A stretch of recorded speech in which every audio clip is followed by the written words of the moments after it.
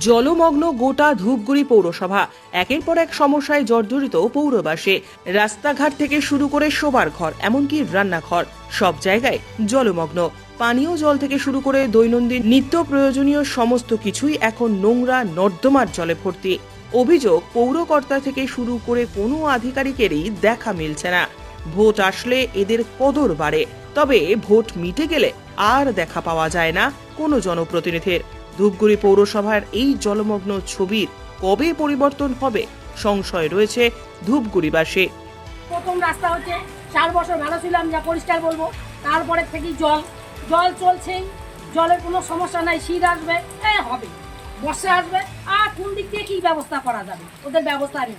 ব্যবস্থা যদি নাই, তাহলে সামনের রাস্তাটা কেন করলো, সাইডের রাস্তাটা কেন করলো? তারা মানুষ, আমরা মানুষ নই।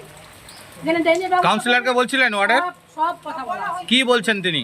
সব বলা হচ্ছে। চন্দনকে ডাইকে নেওয়া হয়েছে, ইঞ্জিনিয়ার নিয়ে আসছে, জেনারেটর বলে কিনবে। জেনারেটর কিনবে, ঠিক আছে, আমরা দিচ্ছি।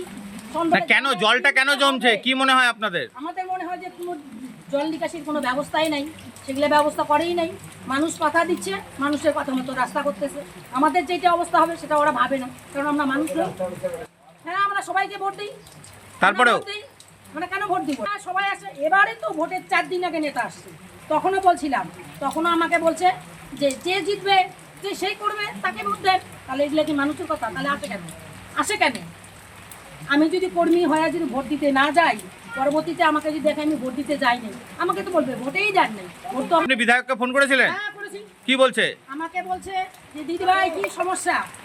তারপরে বললাম এই সমস্যা, ওই রাস্তায় আসেন। কয়েকটি আমাকে সমস্যাটা খুলে বললাম। বললো যে 2টা দরখাস্ত লিখতে, একটা আমার কাছে দিতে, একটা আমি রাখবো, একটা আমি উপরে পাঠাবো, দেখি কি হয়। আমি তো নতুন, এই কথা বলছি।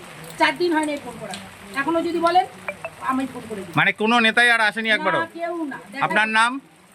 ব্যুরো রিপোর্ট, উত্তরের প্রহরী।